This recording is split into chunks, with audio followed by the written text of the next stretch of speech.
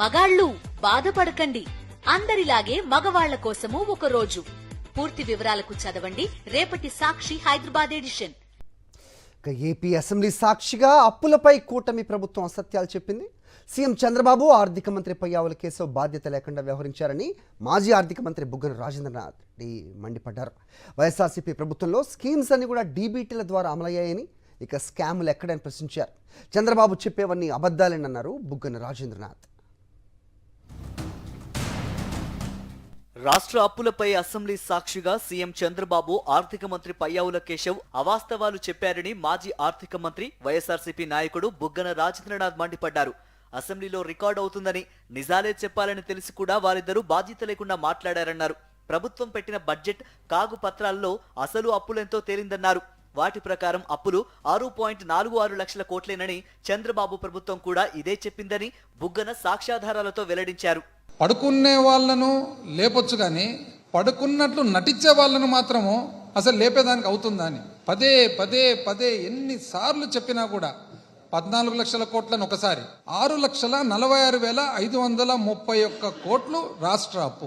ఏమేమి దీంట్లో రాష్ట్ర అప్పుతో పాటు కలిపిన పబ్లిక్ అకౌంట్ ఏదైతే కార్పొరేషన్లకు గవర్నమెంట్ అంటే ప్రభుత్వము గ్యారెంటీలు ఇచ్చిందో అదొక 1,54,797 కోట్లు. 4,91,734 కోట్లు, 1,54,797 కోట్లు కలిపి 6,46,531 కోట్లు. ఇది రాష్ట్ర అప్పు.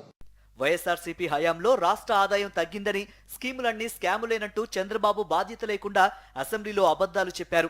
ఇప్పుడు గుంజీలు ఎవరు తీయాలో సీఎం ఆలోచించుకోవాలని ఎద్దేవా చేశారు బుగ్గన రాజేంద్రనాథ్. చంద్రబాబు చెప్పిన సూపర్ 6 హామీలు ఏమయ్యాయని ప్రశ్నించారు. ఇప్పుడు అసలు సూపర్ 6 అంటే ఏమేమి? ఒకటి యువగలము.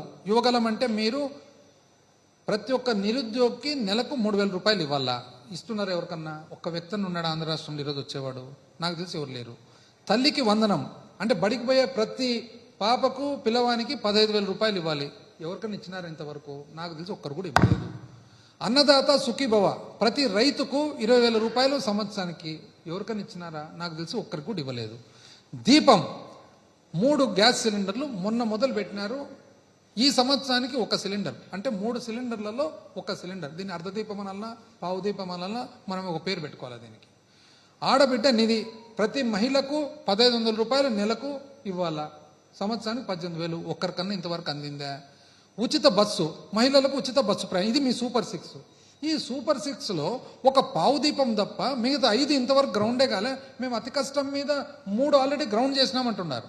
విద్యుత్ సంస్థలకు 1.29 లక్షల కోట్ల రూపాయలు నష్టం చేసినట్లు చంద్రబాబు చేసిన ఆరోపణల్లోనూ నిజం లేదన్నారు బుగ్గన. రాష్ట్ర విభజన నాటికి విద్యుత్ సంస్థల నష్టాలు 6,625 కోట్లు ఉండగా, చంద్రబాబు హయాంలో అవి 28,715 కోట్లకు పెరిగాయని తెలిపారు. ఎన్నికల ముందు అప్పులపై తప్పుడు లెక్కలు చెప్పి ప్రజలను మభ్యపెట్టి అధికారంలోకి వచ్చారని, అధికారంలో ఉండగా అవాస్తవాలు చెబితే ప్రజలు గమనిస్తూ ఉంటారని గుర్తు చేశారు బుగ్గన రాజేంద్రనాథ్.